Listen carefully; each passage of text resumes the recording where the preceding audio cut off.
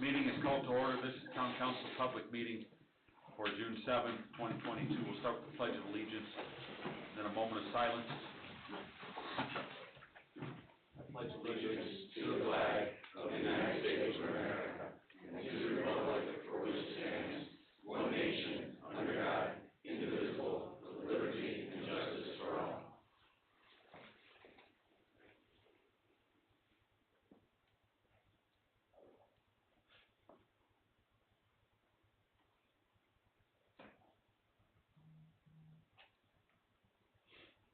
Thank you. Please remember in your private prayers Bill Wellman and his family. Bill was an influential friend of this community, the first general manager of the Lighthouse Restaurant when it was built. Will always be a very important part of what you see in Cedar Lake today, as well as yesterday was the 78th anniversary of the D-Day invasion. Those people, their contributions to our world can never be paid back. So always remember June 6th as a very important day in our history to celebrate the bravery and sacrifice of so many young soldiers who gave their lives or were wounded in the D-Day invasion. So we sit here today because of them. Thank you. Randy, can I add one more thing? Yes, go ahead, Ralph. Comment was made yesterday about vehicle restoration and all of that, and about the trips to Chicago. The first trip we made to Chicago, Bill Rowan came with us to help represent Cedar Lake. Remember that? Yes. Bill was sitting at the table with us. Yeah, he was a friend of the community, for sure. Contributor. Thanks, Ralph. Roll call. Robert Carnahan is absent. John Foreman is absent. Julie Rivera, here. Ralph Miller. Present. Colleen Sheehan, here. Richard Sharp. Here. Randy Niemeyer. Present. I am present. Chris Galatas. Present. David Austin. Present. We have a quorum.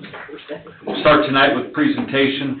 Bob Gross from the Cedar Lake Enhancement Association. Mr. Gross. Well, as we heard yesterday, I have a real check today to give to Jennifer. Great job, Cedar Lake, yesterday. It was a great event.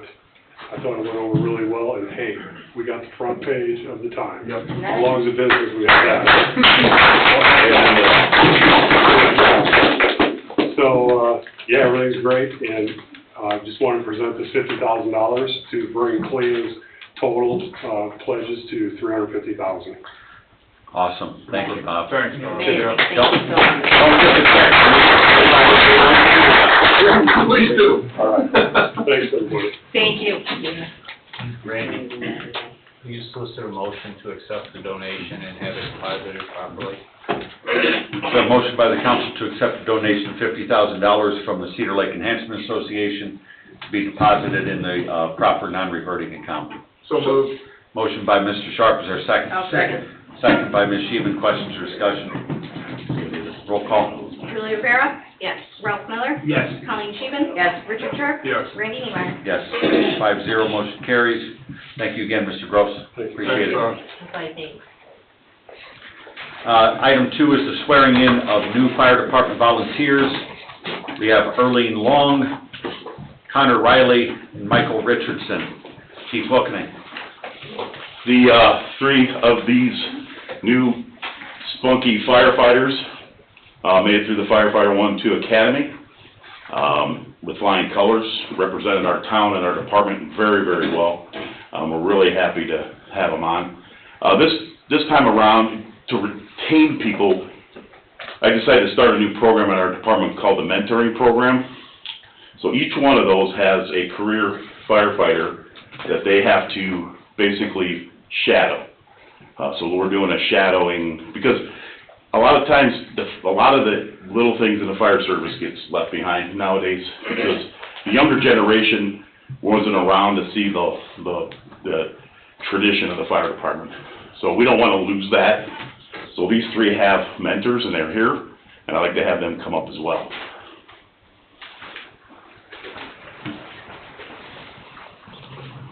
So if you guys will come up, all three of you, we'll do one at a time, and we'll swear in Mike Richardson first. we'll have your mentor stand by you as well, which is Anthony Van Hawkins. Go stand over here. Here we go.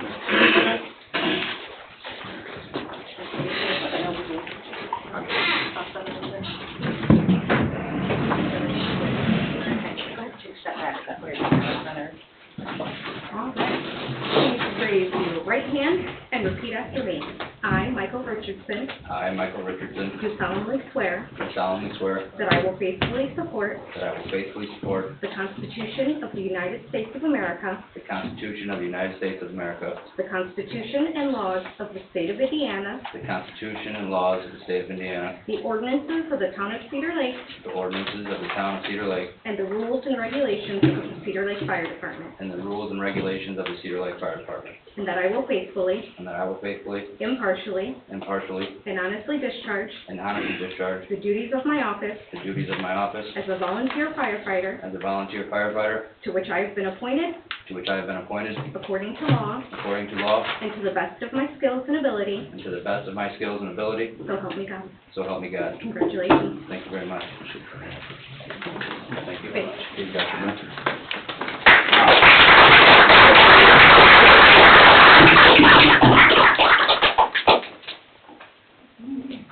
You good? Yes. All right. Thank you. Arlene? Arlene is already an EMT.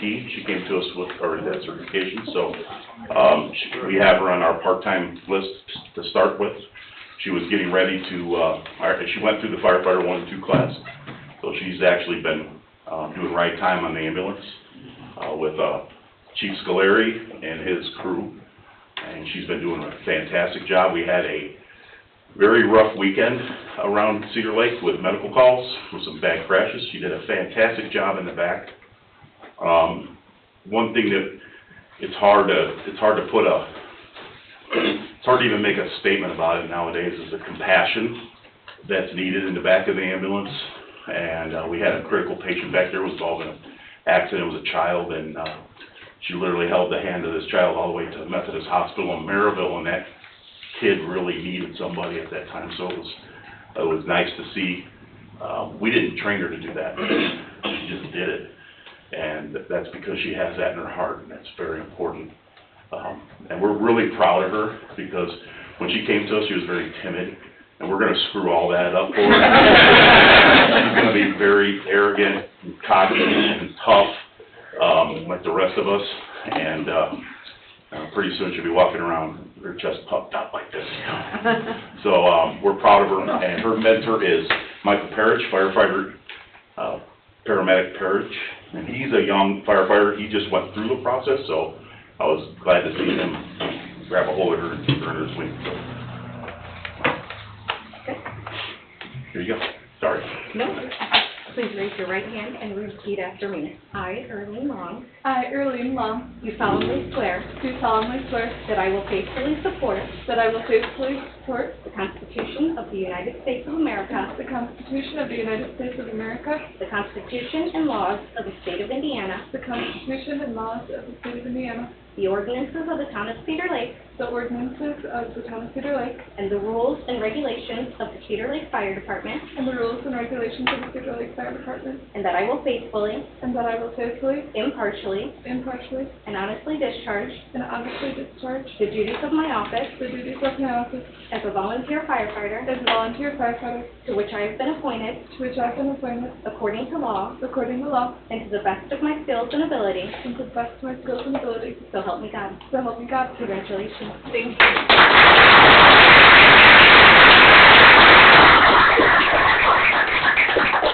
Connor Riley, you're next. If we can get a picture of you real quick. Chief. Thank you, sir.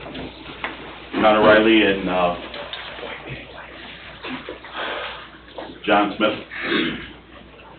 Connor is fresh out of high school, just graduated. We were able to get him through the academy, and now we got him in a headlock, and we're going to keep him for a while. All three of these new personnel want to become career firefighters, so that's really good for us, because really hard to find personnel now, so we're investing in our people so that we're gonna put them in the EMT school, hopefully put them through paramedic school, and then they stay with us. So, they'll be able to work full-time for us eventually, so. Please raise your right hand and repeat after me.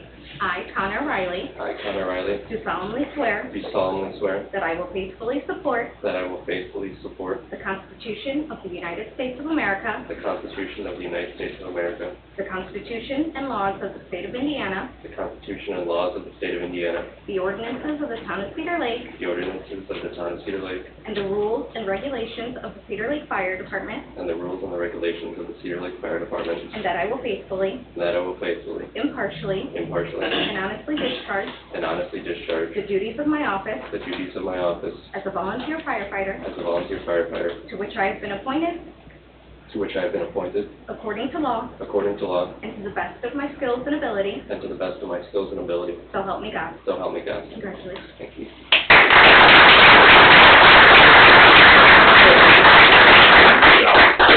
Proud of you guys. Looking at our future, so congratulations, everybody. If you guys wouldn't mind taking a step up there and shake the council's hand, that'd be great.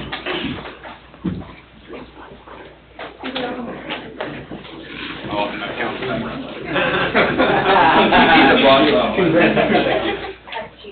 Congratulations. Congratulations. Thank you. Thank you. Congratulations. Thank you. Congratulations.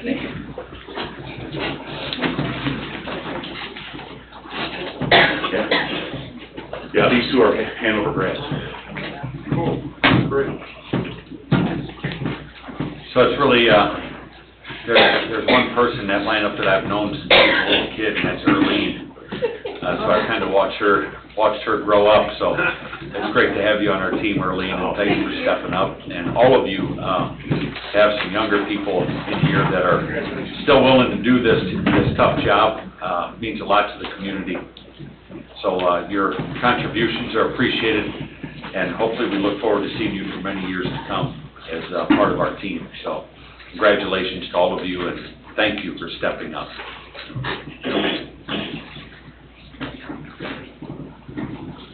Okay, we have a public hearing this evening. Ordinance number 1417, public way vacation. Gachet, sorry.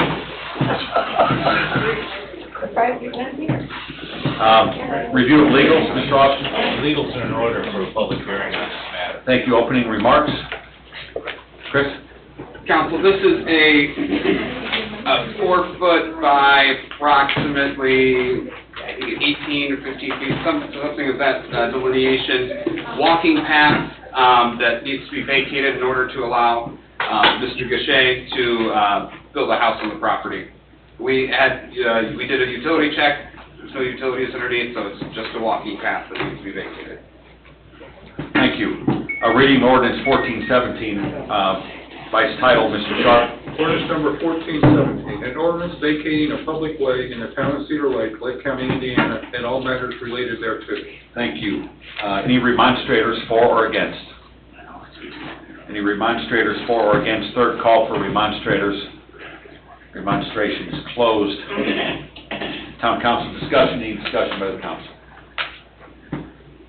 You've confirmed no utility interest either above or below, and no town access needed? Correct. This is an old walking path that's not being used by the public. And most of the walking path that was, this would have been attached to has been vacated already. So this is sort of the end of the trail. Thank you. Any other discussion by the town council? Is there a motion to approve the first reading of ordinance 1417? I'll make a motion to approve ordinance 1417. Thank you. Motion made by Ms. Sheehan. Is there a second? I'll second. Second by Ms. Rivera. Questions or discussion? Roll call. Julie Rivera? Yes. Ralph Miller? Yes. Colleen Sheehan? Yes. Richard Sharp? Yes. Randy Neiman? Yes, motion carries 5-0. Separate? Yes. Okay. No, they can be denied if you waive the rules. Is there a motion to suspend the rules? So moved. Second. I'll second. Motion by Mr. Miller, second by Ms. Sheehan. Questions or discussion? Roll call. Julie Rivera? Yes. Ralph Miller? Yes. Colleen Scheven? Yes. Richard Schreiber? Yes. Randy Neiman? Yes, motion carries 5-0. Second reading, ordinance 1417. Mr. Sharp, by its title, please. Ordinance number 1417, an ordinance vacating a public way in the town of Cedar Lake, Lake County, Indiana, and all matters related thereto. Thank you. You've heard the second reading and adopted reading of ordinance 1417. Is there a motion to adopt? So moved. Motion by Mr. Miller, is there a second? I'll second. Second by, was it you, Julie? No, me. Second by Ms. Sheehan. Questions or discussion? Roll call. Julie Rivera? Yes. Ralph Miller? Yes. Colleen Scheven? Yes. Richard Schreiber? Yes. Randy Neiman? Yes, carries 5-0. 1417 is adopted. Item 2 is Resolution 1308, additional appropriation for the general fund in the amount of $80,000 and the CCMG funds in the amount of $898,339.75. Review of legals. Council, this was noticed in both the Post Tribune and the Times on May 25th, properly. Thank you. Reading of Resolution 1308. Mr. Sharp, by its title, please. Resolution number 1308, an additional appropriation. Thank you. Would you offer a little more background, please? Council, so the $80,000 to be appropriated additionally in the general fund is within council's budget for other services and charges, as well as the police and fire department for supplies. Specifically, I'm asking for this additional appropriation for their fuel line item. We've all seen the increased costs as well as the CCMG fund, additional appropriation in the amount of $898,339.76. That is for the Parish and Vermillion project. Thank you. Are there any remonstrators for or against? Any remonstrators? Third call for remonstrators. There being none, town council discussion? No discussion? Is there a motion by the council to approve Resolution 1308 as read and explained? So moved. Motion by Ms. Rivera, is there a second? Second. Second by Mr. Sharp. Questions or discussion? Roll call. Julie Rivera? Yes. Ralph Miller? Yes. Colleen Scheven? Yes. Richard Schreiber? Yes. Randy Neiman? Yes, motion carries 5-0.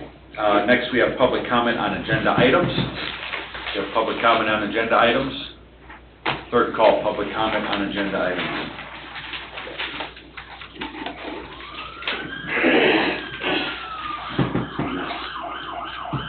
Hello, Yvonne.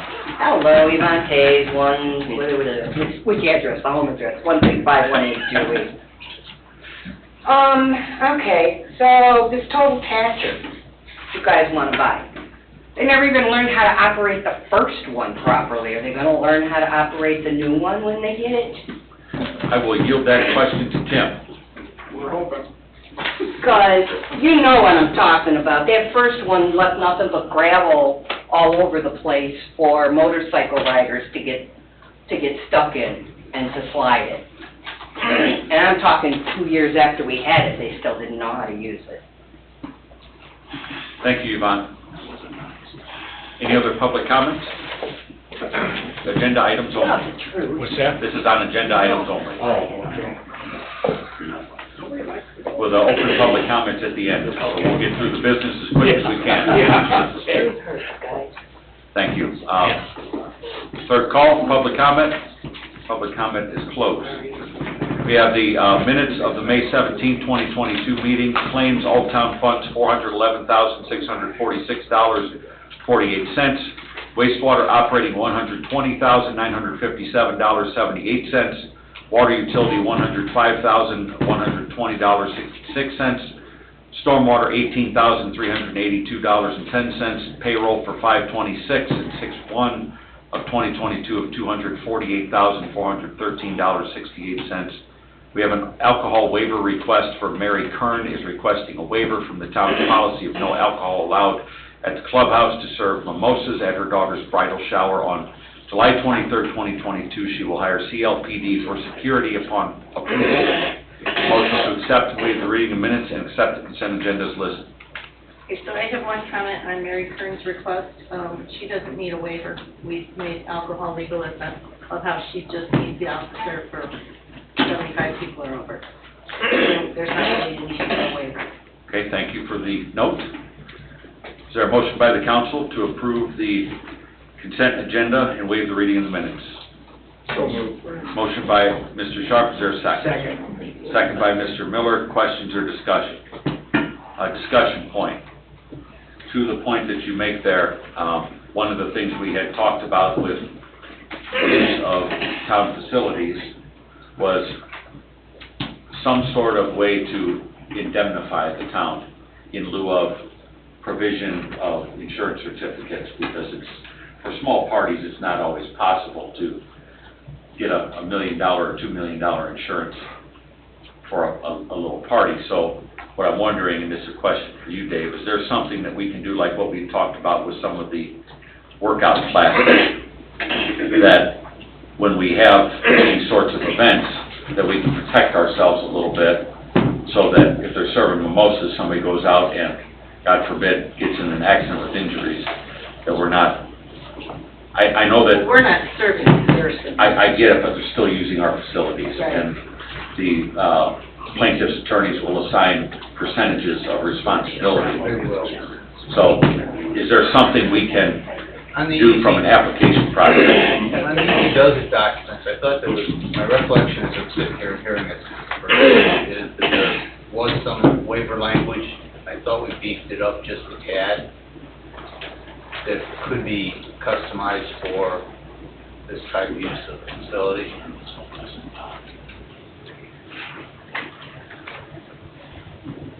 So what are your, I mean, It's a waiver indemnification.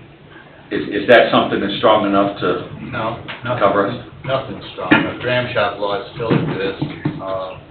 Lawsuits are still filed when the facility or the premises or the proprietor property overserves or under-observes or does something else that common law is a claim and a charge, or Okay. statutory law is a claim.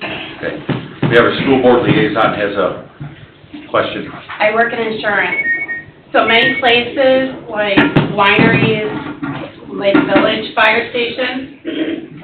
So what you can do is get an endorsement on your home policy for one day for that event, and it will cover the liability of that party. Okay. And the insurance company will provide a certificate. They can provide you with that certificate. Got it. Okay. That makes sense. Yeah. So do we still have that insurance requirement as part of that application process? I do. Yes. Chris, can we review that application, make sure that that's there to, I'll have Margaret send it to Dave tomorrow. just to make sure that we are capitalizing on what is available? Yeah, I Okay. do know, as We Dave would never mentioned, walk there- away from insurance coverage. We would never do that. Right, I'm just saying that, we talk about these waivers and we talk about this stuff, is that I'm wondering how exposed we are, right? So that was the crux of my discussion. We buy a special event, policy for the firemen as well. Any other discussion on the motion? Roll call vote? Julia Rivera? Yes. Ralph Miller? Yes. Colleen Sheehan? Yes. Richard Sharp? Yes. Randy Neiman? Yes, motion carries 5-0.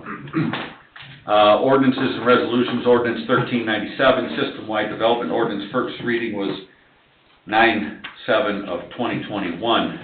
Mr. Sharp, ordinance 1397 by its title, and Mr. Oster.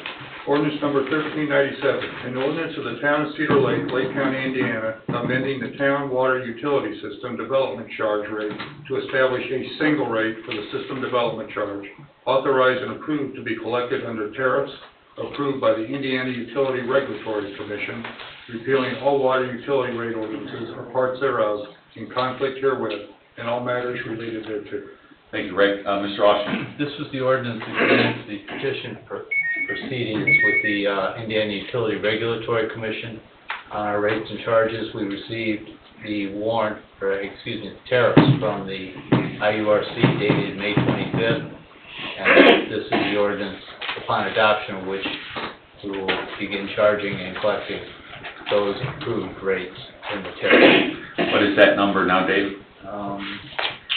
I want to say $3,209 for the west side, and the east side stayed the same. I believe it was $2,556. That's really close. I think it's $3,260 on the west side, and it remained the same for a period on the east side. Until the interconnection's made. Until the looping's done? Right. Okay. Thank you. You've heard the second reading of ordinance 1397. Is there a motion to adopt? Mr. President, Mr. Austin? this is a second reading. This will be adopted. There are some space fillers we need to make that are essentially public meeting nights and dates and the like. So Okay. those will have to be inserted for this to be executed. Okay.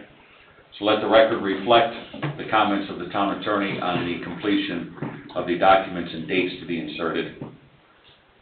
Is there a motion to adopt ordinance 1397? I'll make the motion. Motion by Mr. Miller, is there a second? Second. Second by Mr. Sharp. Questions or discussion?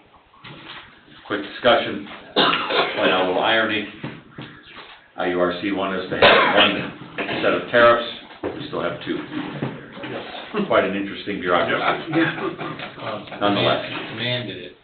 Yeah, they made it, they put it in writing, and that was a demand to settle our last rate case, was we had to do this. And so we followed their instructions, and they did not. So, here we go. Roll call vote. Julie Rivera? Yes. Ralph Miller? Yes. Colleen Scheven? Yes. Richard Sharp? Yes. Randy Neiman? Yes, motion carries 5-0. Sorry, I just love bureaucracies. Item 2 is ordinance 1420, amending responsible bidders regulations. Mr. Sharp, by its title, please. Ordinance Mr. number 1420, an ordinance amending Cedar Lake ordinance number 1405 to clarify requirements for apprenticeship participation for bidders submitting bids on the town of Cedar Lake Public Works projects, repealing all ordinance and town code provisions or portions thereof in conflict herewith, and all matters related thereto. Thank you, Mr. Sharp. Mr. Austin? You recently adopted an ordinance that established general parameters for responsible contractors and bidding practices and submission requirements. That was ordinance 1405. A portion of that, upon review, was not complete when it was presented to you, in that there was a piece of information that made effective a total return on information review by responsible entities, us, over the payroll and compensation verifications for employees of responsible bidders. That's what this is. It picks up the apprenticeship and training program employment data that adds to the review portfolio in assessing the propriety and compliance by bidders in their submissions. Thank you. You've heard the reading of ordinance 1420 and an explanation. Is there a motion by the council to approve the first reading of 1420? I'll make the motion to approve the first reading of 1420. Motion by Ms. Sheehan, is there a second? I'll second. Second by Ms. Rivera. Questions or discussion? Roll call. Julie Rivera? Yes. Ralph Miller? Yes. Colleen Scheven? Yes. Richard Sharp? Yes. Randy Neiman? Yes, motion carries 5-0. Is there a motion to suspend the rules, allow for a second reading? So moved. Motion by Mr. Miller, is there a second? I'll second. Second by Ms. Sheehan. Questions or discussion? Roll call.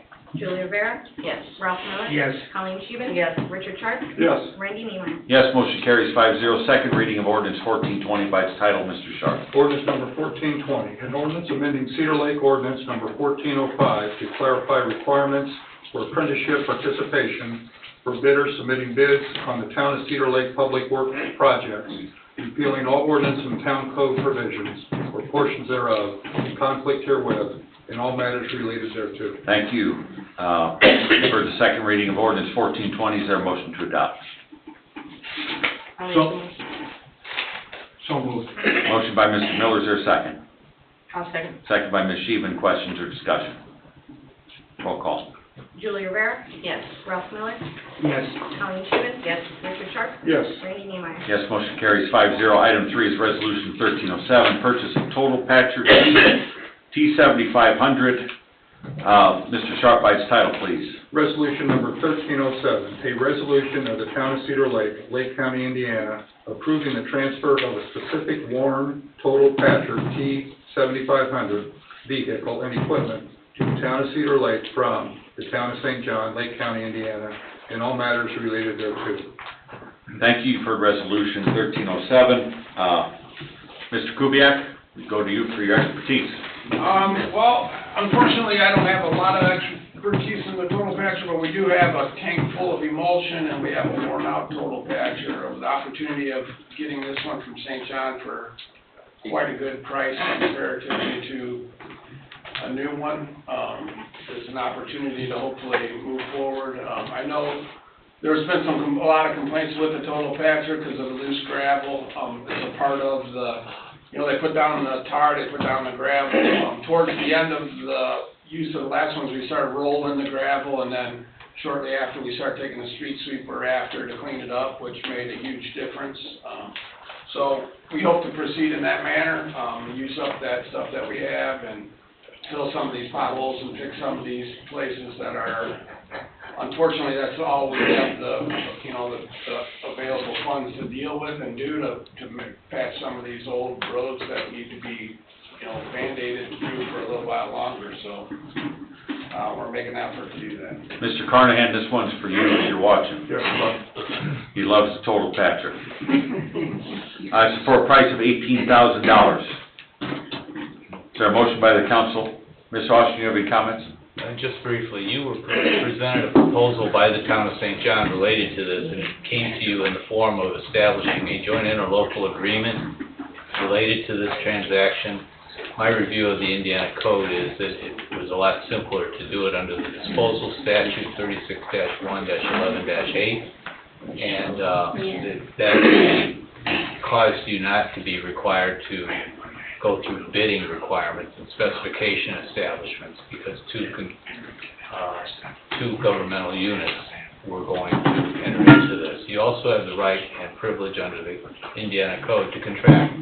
It's the contract for the purchase of this piece of equipment vehicle, and contains the salient terms within the resolution of what the transaction is without having a joint interlocal agreement, a resolution, a recordation, and a processing to the Indiana State Board of Accounts, all the while not having complied with, this is for you, John, not complying with bidding requirements or pricing requirements. So that's what you got from me. Thank you. Thank you. And we prepared a like form of resolution for St. John, which follows the statute about having a substantially identical resolution. Okay, thank you. Is there a motion by the council to approve Resolution 1307, purchase of total patcher T7500? I'll make the motion to approve 1307, purchase the total patcher T7500. Thank you. Motion made by Ms. Sheba. Is there a second? I'll second. Second by Ms. Rivera. Questions or discussion? Can we put a name on that total patcher? Maybe put Bob as a name? I will. No, leave St. John on it, that way people complain. That'd be perfect.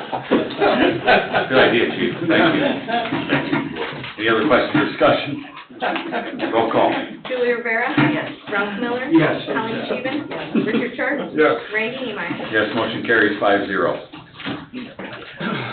BZA Plan Commission, item 1 is letter of credit, extension of performance letter of credit for Hanover Community School Corporation, the amount of $373,557.25. This received a favorable recommendation from the Plan Commission on May 18, 2022. Is there a motion by the council to approve? I make a motion to approve. Motion by Mr. Sharp. Is there a second? I'll second. Second by Ms. Rivera. Questions or discussion? Roll call. Julie Rivera. Yes. Ralph Miller. Yes. Colleen Scheven. Yes. Richard Sharp. Yes. Randy Neiman. Yes, motion carries 5-0. Item 2 is letter of credit, extension of performance letter of credit for Robert H. Henn and Richard Henn in the amount of $868. This received a favorable recommendation from the Planning Commission on May 18, 2022. Is there a motion to approve? So moved. Motion by Mr. Miller. Is there a second? I'll second. Second by Ms. Rivera. Questions or discussion? Roll call. Julie Rivera? Yes. Ralph Miller? Yes. Colleen Scheven? Yes. Richard Sharp? Yes. Randy Neiman? Yes, motion carries 5-0. Number 3 is letter of credit, extension of performance letter of credit for Beacon Point Units 4 in the amount of $99,032.17. Is there a motion by the council to approve? I make a motion to approve the letter of credit extension. Thank you. Motion by Mr. Sharp. Is there a second? I'll second. Second by Ms. Sheehan. Questions or discussion? Roll call. Julie Rivera? Yes. Ralph Miller? Yes. Colleen Scheven? Yes. Richard Sharp? Yes. Randy Neiman? Yes, motion carries 5-0. Item 4 is variance of use. 141 Partners use variances to allow personal storage building in a B2 zoning district. This received a favorable recommendation from the BZA on May 12, 2022. Mr. Austin, any comments? The favorable recommendation certification is not complete.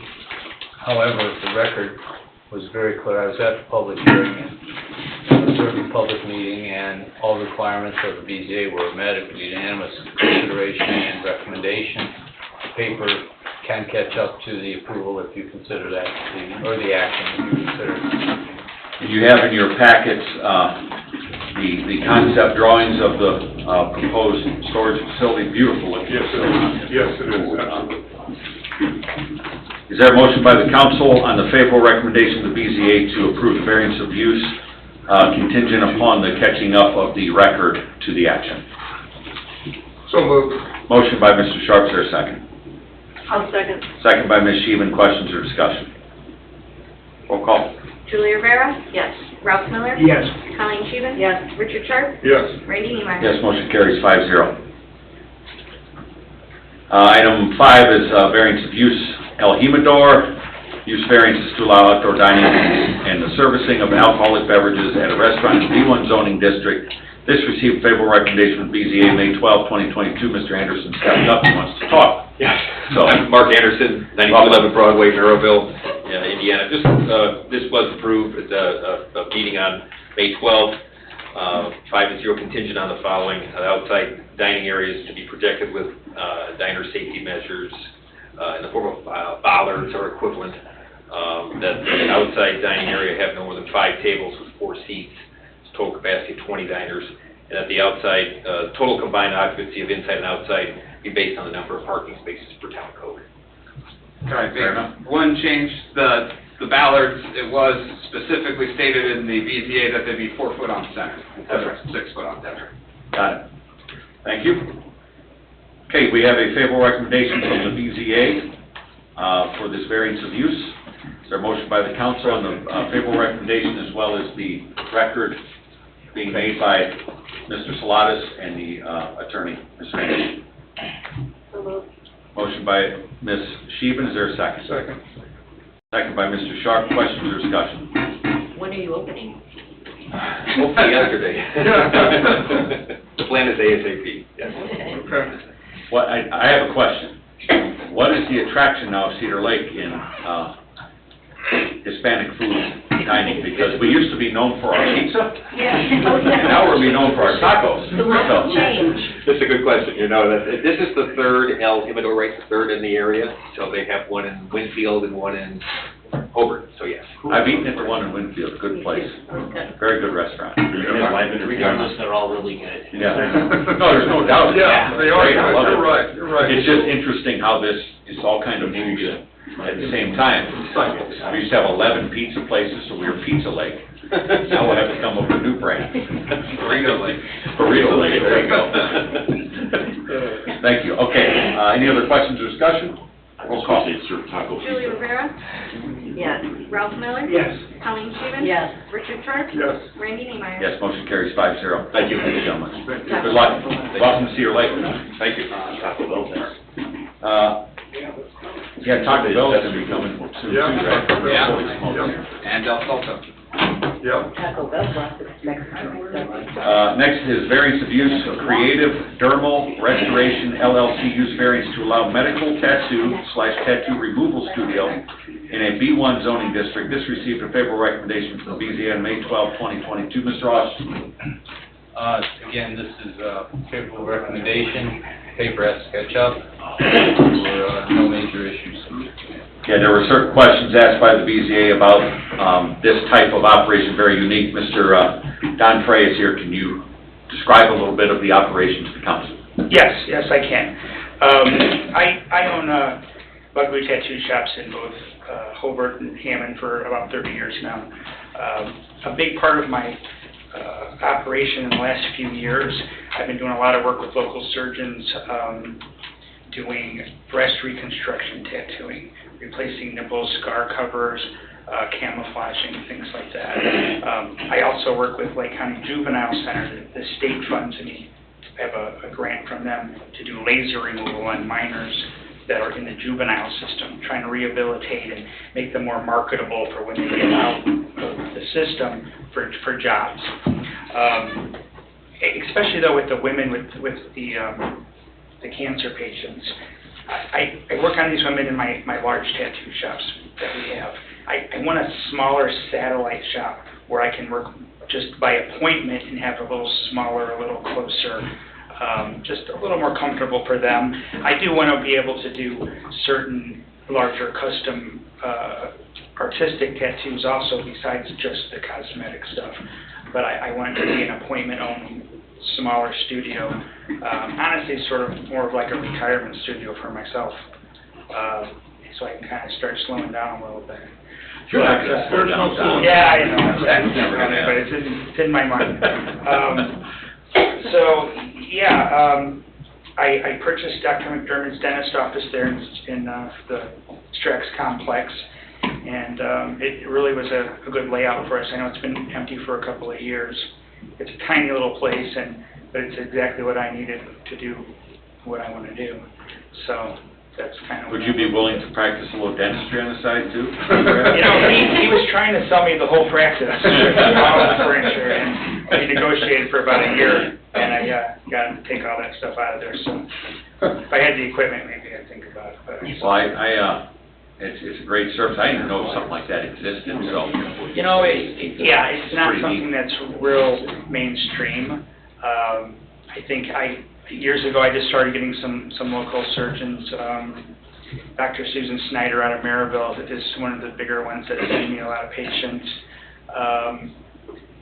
I think in the old days the surgeons would provide this and say they did a complete mastectomy. They'll do a reconstruction, but then they don't have the nipple aspect of the reconstruction. So the doctors would go ahead and tattoo it, but they're not tattoo artists. They're not artists, and they just didn't get very good results, it seems. So they had contacted me, and at first they wanted me to come and do it in the office, but with insurance issues and things, it just didn't work. So they just started sending them to me. And I have very clean, very professional studios, but there's still a lot of people coming and going, and it's more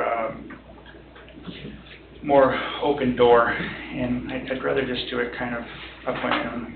That makes sense.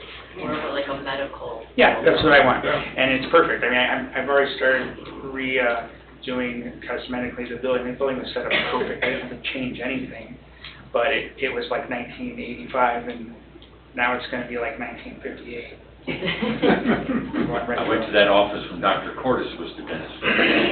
A lot of pain in that office. Yeah. What's that, Todd? A lot of pain in that office. There was. I think sometimes he skipped on the Novocaine. It'll be used for healing now.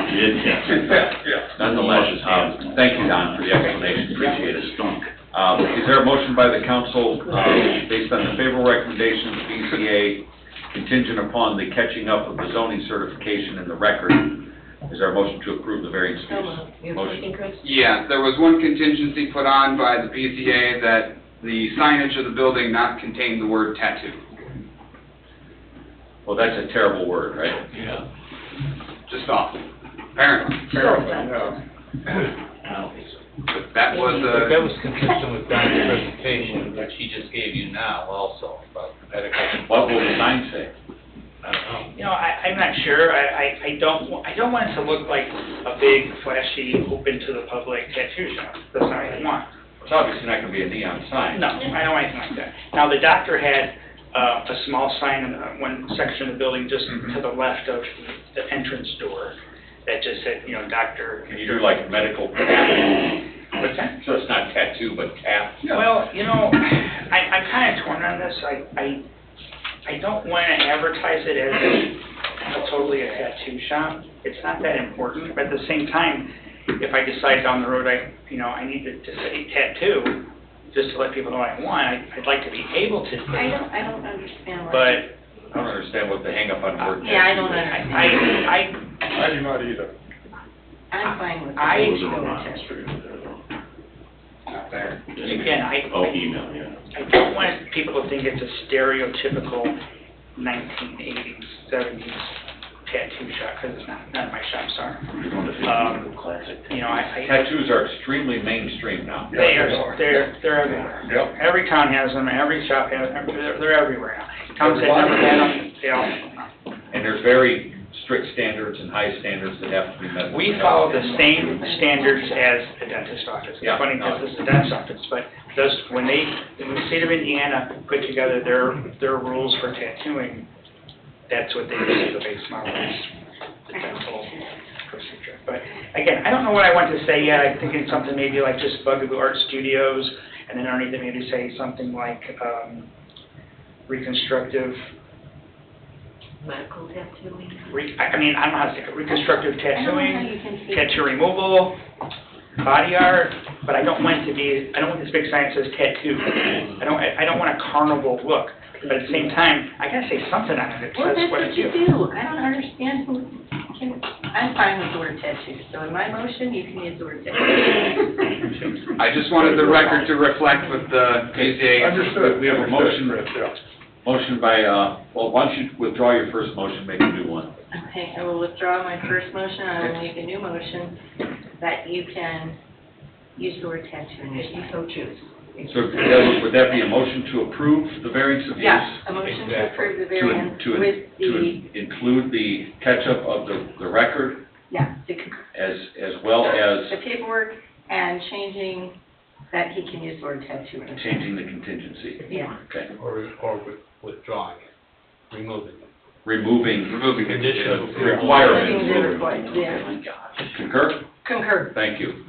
We'll clear up the, is there a second? Second.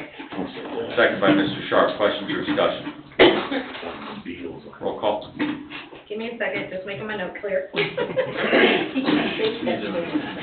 Julie Rivera, Yes. Ralph Miller, Yes. Colleen Scheven. Yes. Richard Sharp. Yes. Randy Neemeyer. Yes, motion carries 5-0. Thank you. Next item. Thank you, John. Item 7, ordinance 1419, MacArthur School rezone to PUD. This received a favorable recommendation from the Plan Commission, June 1, 2022. Mr. Austin. Well, in a sprint fashion, but with everybody pulling in the same direction, this project started in the end of March and took 2 months to get through the public hearing process. This is for the rehabilitation and expansion of the Douglas MacArthur School here on the east side of town. This is the PUD. It is with lots of conditions, all of which have been worked through in the development agreement and in the development plan. Take single readings by you tonight to adopt or not. And the decision is you have a favorable recommendation unanimously from your plan commission, who worked very closely and with its staff on working through all of the technical details. And this matter is before you clean, at least from the plan commission's perspective. Mr. Sharp, any comments, Plan Commissioner? No, it went very well. There was a lot of hard work for our staff and the school staff, so to get it to where it is. And everybody had deadlines, and I think all those deadlines were met. Ridiculous deadlines. Some were ridiculous, but they were still met, and all the vetting, necessary vetting was done also, so. Okay, is there, we need to, it's a one reading ordinance? It's a one reading ordinance. Mr. Sharp? Ordinance number 1419, an ordinance reclassifying certain lands in the town of Cedar Lake, Lake County, Indiana, for zoning purposes and amending ordinance number 1402, being the zoning ordinance of the town of Cedar Lake, Lake County, Indiana, passed and adopted by the Town Council of the Town of Cedar Lake, Lake County, Indiana, the first day of March 2022, and all amendments passed subsequent thereto. Thank you. Mr. President, Mr. Austin? before you solicit a motion, I want to make one final point, and that is that one of the conditions and one of the exhibits is the engineering report letter of Don Oliphant on any remaining items or specific conditions to be met in his last review. Well, after the meeting on June 1st, Don issued another letter, darn it. And so it reduced some of the items to be done, frankly. They're working off a shrinkage list. But the ordinance calls for the Seabell letter to be included in the development agreement. Okay. You've heard the single reading of ordinance 1419 as well as comments from the attorney. Any motion, if it's made in favor of it, should include the inclusion of the letter from engineer Don Oliphant as part of the approval. Is there a motion by the council to approve? I'll make the motion to approve. Sorry, adopt? Is that to adopt, Mr. Miller? Yes. Motion by Mr. Miller to adopt, I'll second. second by Ms. Sheehan. Questions or discussion? Mr. President, Mr. Austin? one last item. With your approval of the ordinance, you will be approving also the development agreement embedded within the ordinance and the plan. So I just want to make that note for the public record. These things aren't getting just buried. They're in our master ordinance, and we work off that scorecard for everything that needs to be in it. But it would be construed that way, and that's what the plan commission did in sending their recommendation. Okay. Thank you. Please note that in the record. Any other questions or discussion? Roll call. Julie Rivera? Yes. Ralph Miller? Yes. Colleen Sheehan? Yes. Richard Sharp? Yes. Randy Neiman? Yes, motion carries 5-0. Ordinance is adopted. New business, item 1, Lake Ecosystem Restoration Project, SDF Stage 2, bid award. Mr. Salatas. I'm going to ask that this item be deferred. Well, we just opened these on the 2nd. Engineer Oliphant needs time to go through and evaluate them for completeness. Yeah, we're not in a big rush because we wouldn't start the mobilization until around September anyway, so. Correct, and and we've we have got 90 days 90 to days. hold the prices on. Yep, thank you. Is there a motion by the council to defer? So moved. Motion by Mr. Sharp, is there a second? I'll second. Second by Mr. Rivera, questions or discussion? Roll call. Julie Rivera? Yes. Ralph Miller? Yes. Colleen Sheehan? Yes. Richard Sharp? Yes. Randy Neiman? Yes, motion carries 5-0. Item 2, enforcement of Patrolman Sturk's contract. Mr. Austin? This is a legal agreement made by a former police officer of our town who's left our employment. This is the police training reimbursement agreement, which is a condition of employment when you make the offer and actually swear in your new officers. Thank you. Is there a motion by the council? This received a favorable recommendation from the Board of Safety on May 25, 2022. Is there a motion to approve or deny? I make the motion to approve. Thank you. Motion by Mr. Miller to approve. I'll second. Second by Ms. Rivera. Questions or discussion?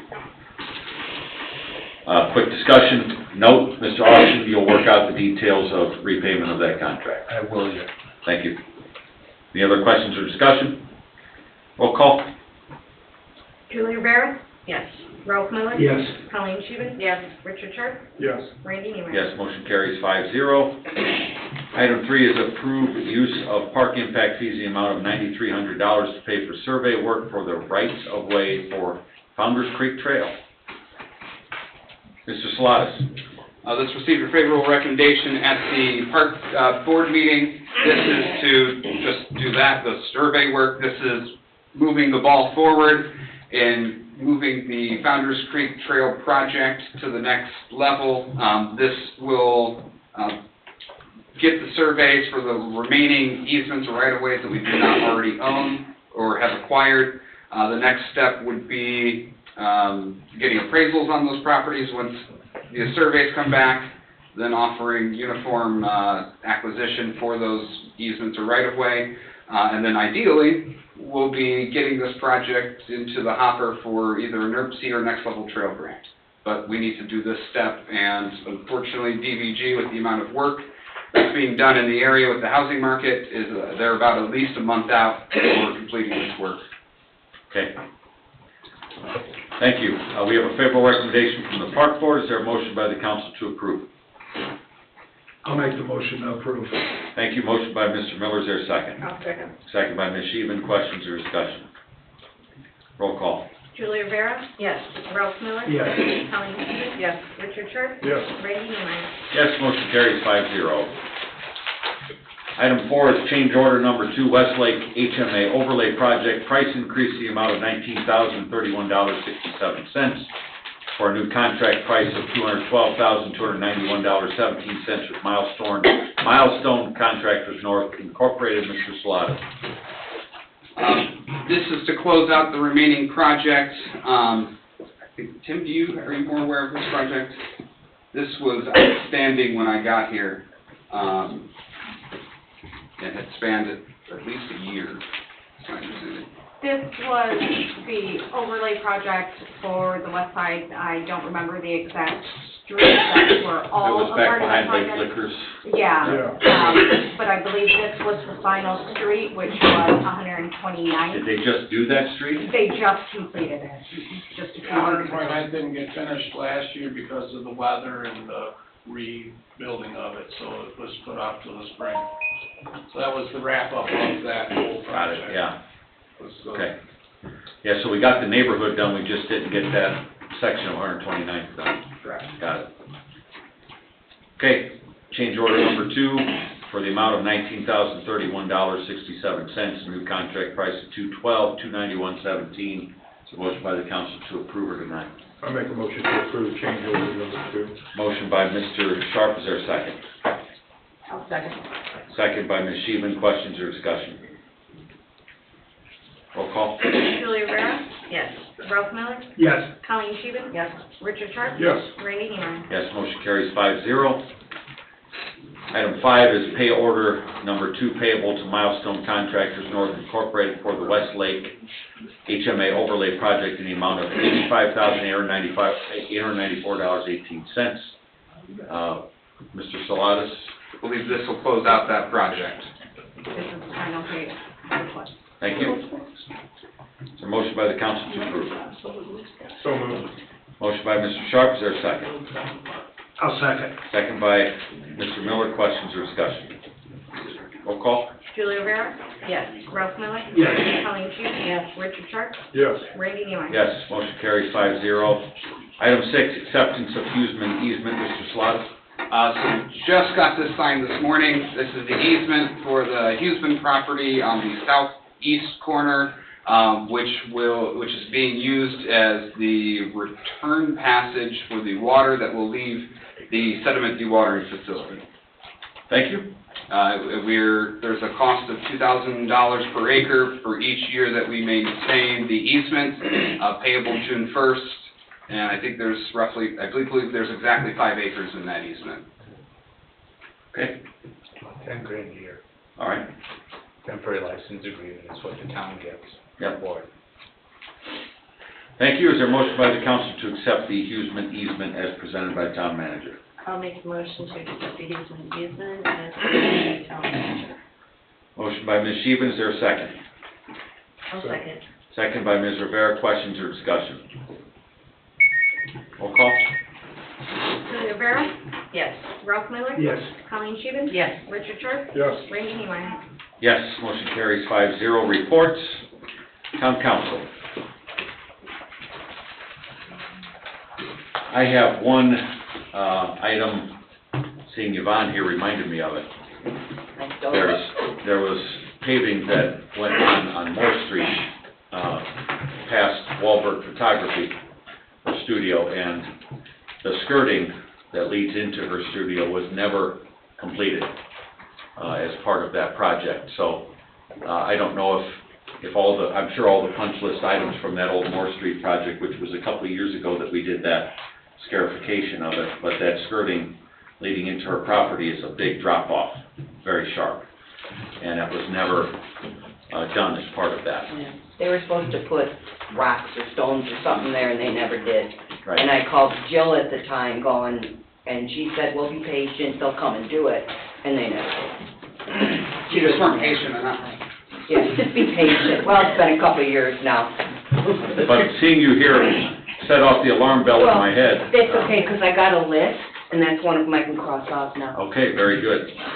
I'm glad I could cross one of them off Just for to you. drop off of the asphalt you're talking? Just the Yeah. asphalt higher than it was, or? Yeah, because they added to it, and then they were supposed to be going around putting stones in certain areas, and they even marked it with hot pink, whatever, and they never put any stones there. So there's, If we can find a way to resolve that, that would be nice. yeah. Thank you. We sure can. Okay, any other council reports? Town attorney? No reports. Clerk treasurer? Council, last week, myself, town manager, and council affairs committee met with Corby Thompson, our financial consultant, to kick off the '23 budget discussions. I was very happy with our initial discussion. Town manager and I will be meeting with Corby again next week to go over some items, and I hope to have a better schedule in place. That way we can start to meet with department heads and go through our annual process. I am also working on the next supplemental update to our town code to do our annual codification. That's all I got. Thank you. Town manager? We've been receiving calls about long grass. We understand that with the rainy season and summer upon us, that these are issues. We have code enforcement out citing the offenders and trying to get grass mowed. Just so everyone knows, our Parish Avenue project started June 3rd, so I hope you've been inconvenienced, or at least slightly. Well, I can say I haven't been inconvenienced yet, but the folks in Winding Creek are not happy. And we're currently working on that problem, so if anyone's here from Winding Creek, Tim and I, as well as a couple other, and I believe Chief Fisher, and then a couple other public works staff. A few speeding tickets would go a long ways to slowing some flows down. Like 5 of them today. Had 5 of them today? 4 or 5, yeah. That's 20 miles an hour through that subdivision, and people are I know who's monitoring. probably going around 40, from what I can see. So we have a extra patrol posted on our wiki account right now for my officers, so they know to go in there and they log into Spillman that they're in that subdivision running traffic. I told them if they're not busy on the street, then they need to be in that subdivision watching the traffic, so. Yeah, we just gotta get people, understanding that that's, A subdivision, not a main road. yeah. Thank you, Chief, I appreciate it. Also, since all of you were here yesterday, we did a thing, a groundbreaking for the sediment dewatering facility for the Lake Eco Restoration Project, or otherwise known as the Lake Dredge Project. We've got 3 golden shovels from yesterday. I would like the elected officials and town staff that participated to sign said golden shovels. I've already had a signature page solicited from you on the run of show, so we can memorialize the event. I know the Historical Society, the museum next door, would certainly like, I believe they've already got a shovel, but I think a signed shovel by everyone that was participating would have a little more sentimental and historic value. Same thing with the paperwork to go with it, so I would ask that before you leave tonight, you sign a shovel, or 3 shovels specifically. And thank you, everybody, for attending. I think it was a great event, and next time you want me to predict the weather, just let me know. Yes, thank you. It all worked out. You got lucky, yeah. I got real lucky. Because right after the event, it was a monsoon. Yeah. Okay, thank you, Chris. Director of Operations. We finally got all of that new park equipment is installed. We're now working on getting the mulch installed in there. We got the rubber mulch in at the Public Works.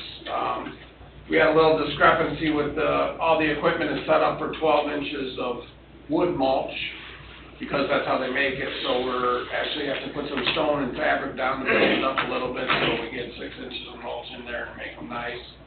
We did the mulch at the Kiwanis Park. We had a couple problems with, they ran out of some fabric, didn't put it down right, the stuff was a little tall. So we're working on, we got a plan now to get them all done right and good and last forever, so we gotta rake that mulch back at Kiwanis, put the stone in and put the fabric down and put it back, but They're beautiful looking playgrounds. it was a learning curve, but we're gonna have them all down and they'll all be 100% here shortly when they're ready, so they are very nice.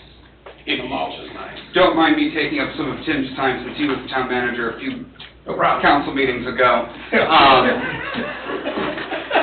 I would like to thank Public Works and Tim for helping set up yesterday. They got the tents out, they got the chairs out, they got the big excavator out there. A lot of what happened yesterday was made possible because of the work they did for us. So it was a team effort that pulled that all together. Listen, I think the last time we had the front page of the Times, was it the 911 stuff? Incorporation, 1967. Front page, yeah. Yeah, above the fold, yeah, you're right. It's been a while, so this was a really cool event yesterday, and definitely a lot of work for many, many years. A lot of people think it would never happen, so really, really great to have a nice, kind of the pomp and circumstance around it. We don't celebrate those things very often, but I've been to an event where we had the Secretary of the Interior fly into Elkhart, Indiana, and I will tell you that for that event, they did not have a band present, and Cedar Lake did, so. Yes, we did. You're doing pretty well. Yep. yeah, it's pretty cool. It was a good time, I'll remember that one. Police department. As you can see, our town manager's taking after his police and fire chief. He is, he's learning well. He better not be. We're in budget season, so we expect something totally different, but Police department, we only, no real reports. The squad cars that you purchased are still being held up on equipment that's back ordered, so it's yippee. the era. The boat is completed now. 2 years ago, we completely redid the entire boat itself, with the exception of pontoons, but this end of last year into this year, we ordered a new power supply for it, so we had a new motor and controls and hydraulic steering, so that should last us another 22 years. Speaking of boats, I think with how much, and especially with what we're doing in trying to enhance the lake, we need to look at petitioning the DNR to make this directional, because there's too much cross-traffic creating danger, in my opinion. I think a lot of people that even live on the lake are even afraid to use it. So it would be good if, and there's a lot of lakes that do go directional, that are the size of Cedar Lake, so it would be good to at least talk about that as a way to improve the safety of operation on the lake. Maybe we'll post it in the next Cedar Lake Journal, or the Cedar Lake, what's the thing you use? Newsletter. That it should be operating in a counterclockwise motion. I just don't know. Disagreement, clockwise. Well, most lakes do counterclockwise. No, Counterclockwise. He's just messing with me. He really enjoyed the boat ride yesterday with his wife. Yeah. But I don't think we have any signage posted anywhere about the directional. No. Maybe that's something we can work with DNR on as a way to kind of improve the safety. At least at the entrance points, Pinecrest and the north side of the lake. Yeah. I could talk to Dina. It's just getting busier out there. It's a matter of time till we're having a rescue on the lake again. So let's hope that doesn't happen, but it seems to be the pattern. Anything else, Chief? The only other thing, and probably mixed with that, is that Friday, we're having a meeting with the Board of Safety to begin our budgetary stuff to present to Jen, or she might be there too, so we're going to start speaking with the Board of Safety on budget for next year, so. So I'll just speak right now. They may come up with a wish list that might not match reality. Sure. Okay. Well, I'm used to that. Fire chief, man. Okay. But we're doing real math in our committee meeting, so. Right, Chris? It's the only one I know. Me too. Thank you. Chief Wilkening? I only have a couple things. 29th, I sent you guys all an email invitation for our open house on the tanker. We've tried 5 or 6 times, and it's a conflict of everybody. Check your emails, everybody, the staff, attorney's office, township's office, everybody got an invite. The public is invited as well. We'll do it at 6 o'clock. We'll probably have, some snacks and something to drink, and we'll do our small ceremony for the truck. We'll also display our new tools that we got. While on that, that was probably the best purchase that we've made over the past 20-some years, updating our tools. We were able to update some of our small rescue tools, but the larger pieces of equipment that we needed to update really worked well this weekend. We performed a very technical extrication on Saturday and pulled 4 people out of a vehicle in about 13 minutes. And then Sunday, we had a similar accident and extricated a female out of the vehicle in 7 minutes. The tools that we currently bought, they operate quicker than the older hydraulic tools, so we've done a lot of training with the new equipment. We had 4 cars down in Public Works, and Tim smashed them all up for us, flipped them up inside down, and we did a really extensive training with the actual manufacturer. Came out and guys are really good, and went through some new techniques with some of the new vehicles and stuff with it. So over the weekend, we used those tools. Unfortunately, I don't ever want to pull them off a truck, but when we did, we pretty much cut our extrication time down by 2/3. I was predicting a 20-minute extrication and actually called for a helicopter on Sunday, and my medics told me, you can cancel it, we're about to pull them out. So we just took them right to the hospital. And so that's kudos to our town officials and our clerk treasurer for making sure the money was there to make that purchase this year. Unfortunately, it was actually last year, but by the time we got them, it was this year.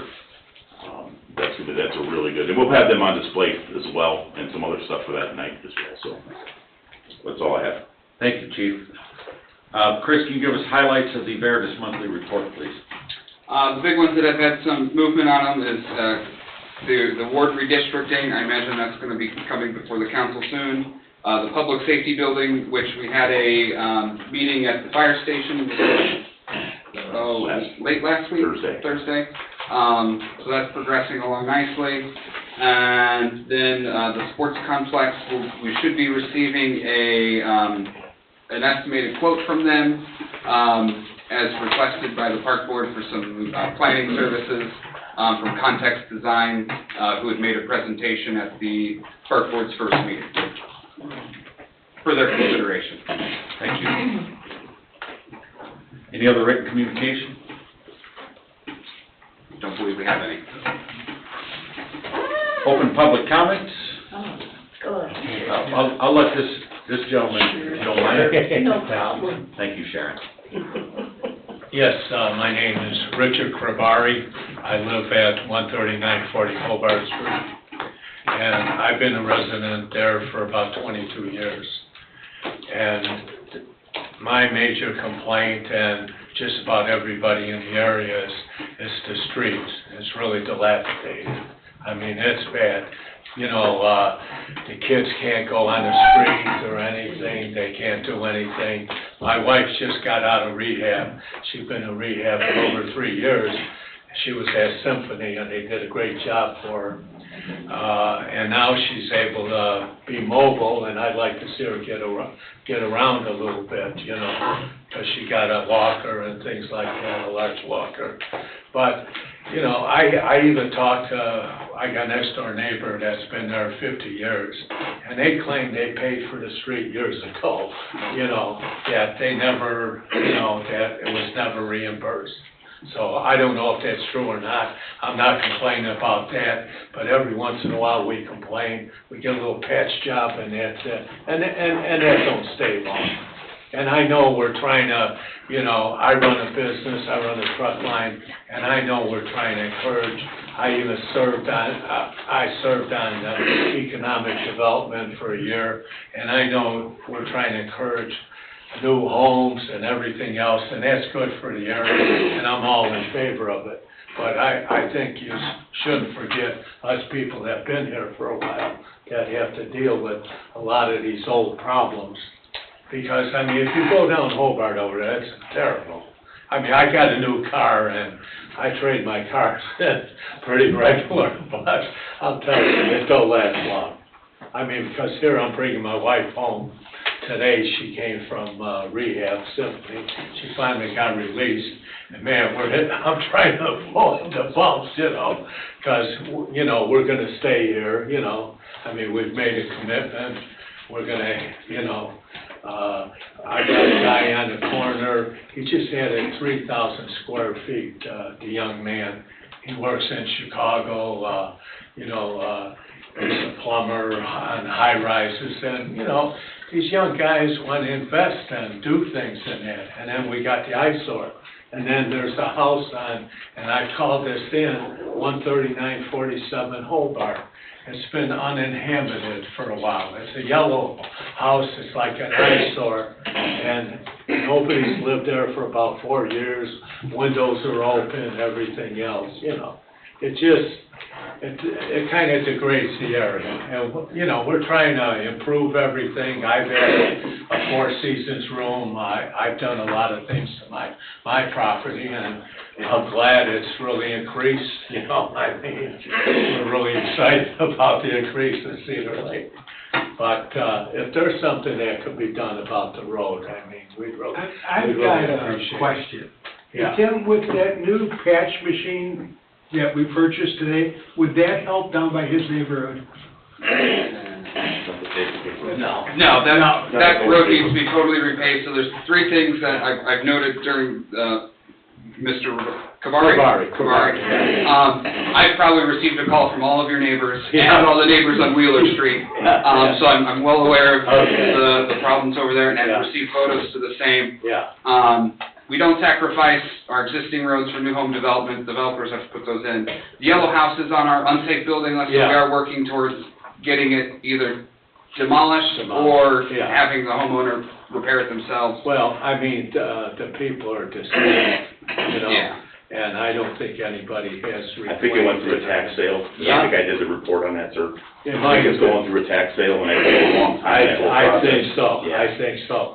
I was told that somebody in the area bought it. Yeah, they probably did. Mr. Sadler did, or whatever. Yeah, I think he did, and more than likely, he'll have to, you know, we have to give him a chance to you know, get a permit, fix it. And We have to give them a Yeah, I chance. mean, at least if Staying on that list. Yeah, we're not gonna take it off yet.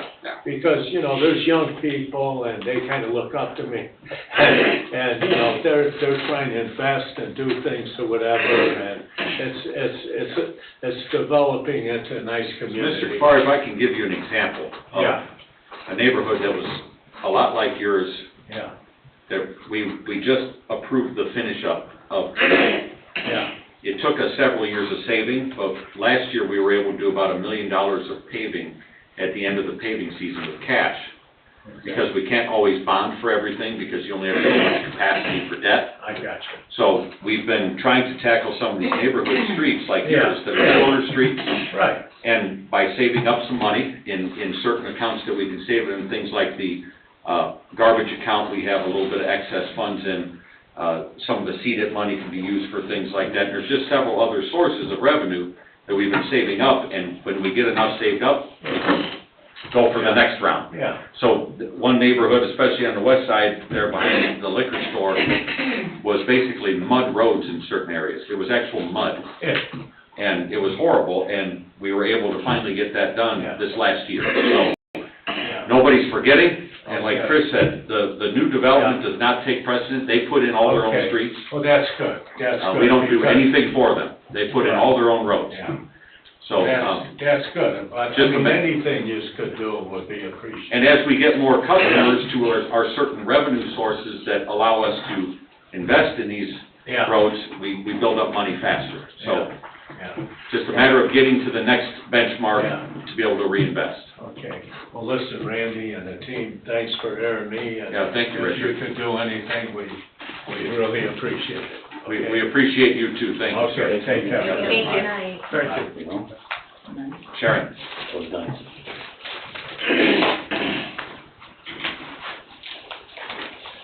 Hello, Sharon Greenwald, 7613 West 135th Place. Actually, I have a question and a comment. We had a fire last week at 13519.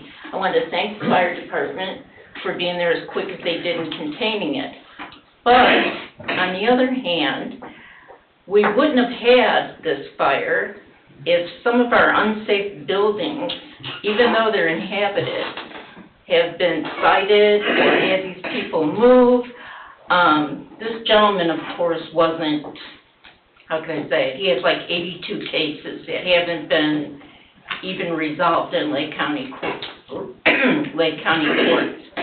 And his house burns down, but the lady whose house burned down from the fire he started, she had a nice home, kept her property nice, paid her taxes, when this gentleman and another house that I'm concerned about just let the houses go in disrepair, and I know one house is in foreclosure, but I think this could have been avoided if we would step up on unsafe buildings, because we have to look at those houses.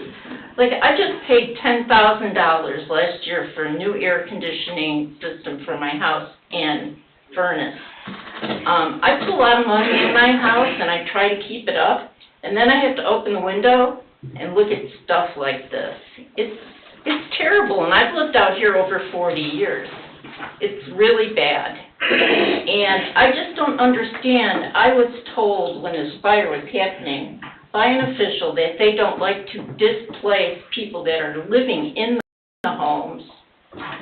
But you know what? I've looked up laws for the last 3 days, and it's not true.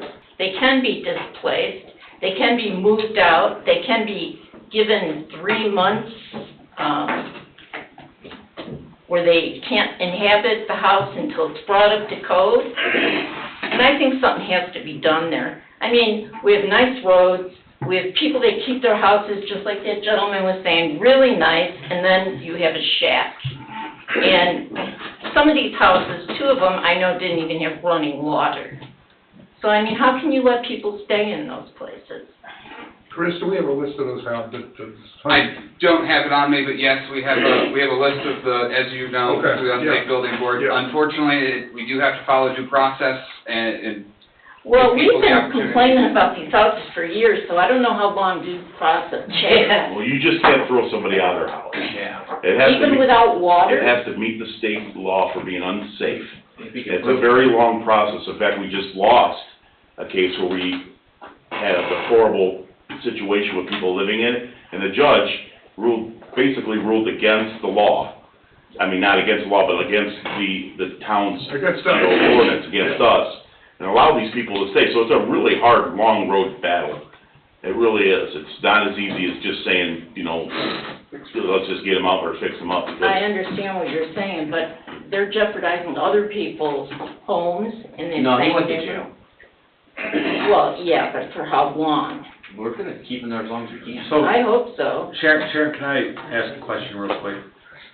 You said you had 82 court cases. Yes. Chief, has your officers or code enforcement been issuing tickets to this? Oh, God, yes, and I've gone, I'm not Tremendous blaming the police department. I've gone to Lake County. In Lake County. I've gone to This Lake is the County. question that I have. Right? You've talked to the prosecutor's office in Lake County Yes. about these court Yes. cases? Yes. What have they said to you? We had a meeting.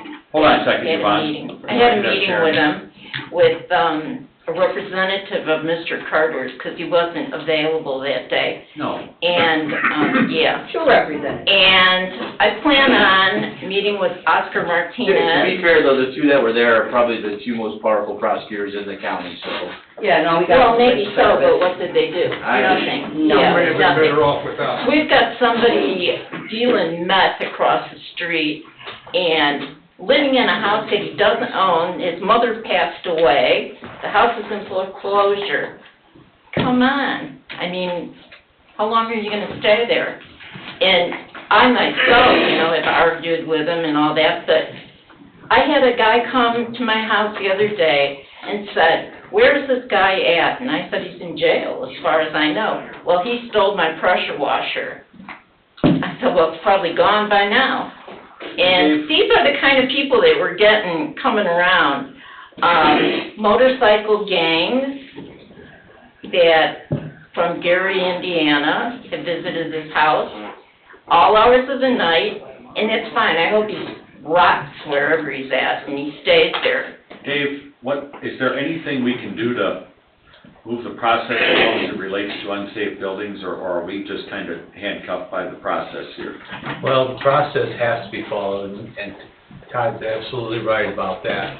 No matter how we feel about it or how emotional. Well, the house is in foreclosure, as far as I know. Foreclosure doesn't beget unsafe, though. Oh. And it doesn't How about no prohibit- electric? It does not prohibit occupancy. Foreclosure does not mean anything other than there's a legal process going on by a debt collector. But unsafe building, I mean, That house would not fall under the category of an unsafe building. no. No. And the one across the street wouldn't either, huh? With the weeds No. inside? No, the weeds have nothing to do with the I know, the but structure itself. there was no Okay. water in that house. The house that you're talking about with no electricity, he's being charged with stealing electricity and gas. Good, maybe So NIPSCO's got enough NIPSCO power to has, do yes, something. they are. Okay. There's things being done about that particular Okay. situation that you guys don't, necessarily know, but, the house that's damaged now can fall on the unsafe building list because it's damaged and didn't have so much time, but there's insurance involved too now. Yes. So there's, it's a, And we it's got a long notification that process. his insurance, the one that's in jail, is going to pay for the house, her house to be fixed. They have She's insurance. dead. Oh, Yes. She's dead. She's been dead for... We got notification 2 days ago. Okay, well, that's great, but, Shock. yeah, I haven't Shocked seen even had even that. insurance. See, it's one of these tricky things, like, a town council has a very limited amount of authority as it relates to enforcement of things, I know. right? We have to rely on county courts, we have to rely on state statutes, and so our authority kind of circles around local ordinances, very little home rule left anymore. The state legislature has pretty well stripped us of most of that. We have obviously financial oversight, some executive authority to execute contracts, but other than that, we rely on the county court system. Well, yeah, he's the When one our- who started the fire. When our ordinance officer writes a ticket, and the choice is this, like with tall grass, we could go hire a contractor to come and cut that grass, the town has to pay the contractor, then we have to lien the property, we might never get the money. So we may have 20, 30, 40 grand a year in bills for contractors to cut grass if that's the route that we went, and we may never see the money. So we write tickets, send it to the prosecutor, they do nothing with it, and I don't understand what the logjam is in Lake County, part of the reason I ran for office, so. No logjam. Hopefully I can get to the bottom of it next year. Yeah, I plan on going and visiting some more. But my Right. other thing that I have to bring up We'll is probably get our around sewer to it. utility bills. I have a question. How come our new developers that are putting in $500,000 homes and that, do they pay the same amount of sewer bill that we do? Why?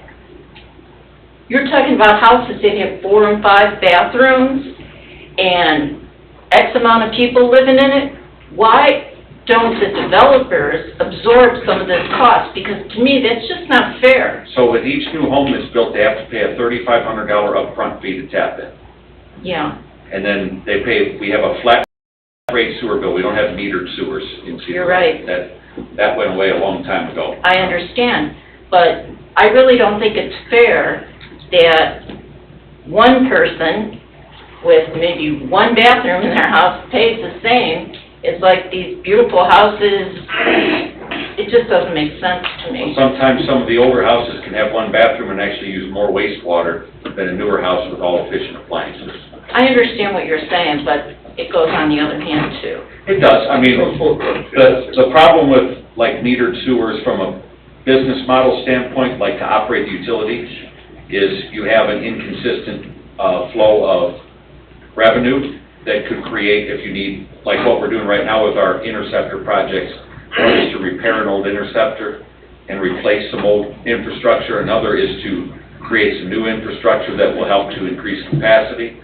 Without a steady flow of revenue, you can't necessarily bond to pay for these tens of millions of dollars worth of projects with inconsistent revenue. So it handcuffs the utility to be able to actually do business. Okay. I'm not saying that you're not right, Sharon. I understand what you're saying. I'm just saying how that utility works. I know, it's just like garbage too. I have one bag of garbage for a week, you know, and I pay the same as everybody else. And there's some other older people there that are retired, they're in the same position. It would be very difficult for us to do a per bag. No, I understand all that. I'm just wanting to know how come it's one flat fee. It's like paint everything with the same brush. That's just how the business model works with a lot of utilities, is that's the only way you can actually get How come they projects pay done. so much more than like Crown Point and everything? How come our sewer bill is so high? Because Cedar Lake's sewer came on very late in the game. We were incorporated in 1967. The sewer started being built in 72. Oh, it had to be paid for by now. Well, what happened was, there was a lot of problems with the sewer utility, and it was at 82 when it 92 when it went into receivership under the state, so the state had certain mandates that the council had to meet back then that required a huge amount of investment, and that established the rate, and the rate hasn't changed since 1998. We are also still under an agreed order at the plant with Lowell. Yes. By the state, IDEM. So some of it has to do with some old problems that required a ton of investment. And so those rates have been set that way for 24 years now. Yeah. Well, maybe it's time something changes, but I don't think it's fair. Thank you, Sharon. Sharon, I think you should protest and make like 3 bags of garbage. You know what? Yeah, and That'll you'll start teach 'em. carrying a sign. That'll teach everybody. Hello, Yvonne. Name again? If I had to do that again? Yvonne Taylor, 135-182. Thank you. Okay, a few different things.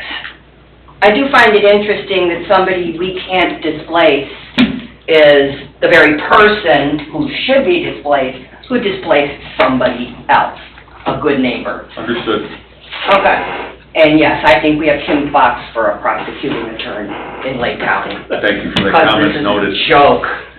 Okay, so you did mention that he's a meth head and a drug dealer and everything else, and we still can't get rid of him.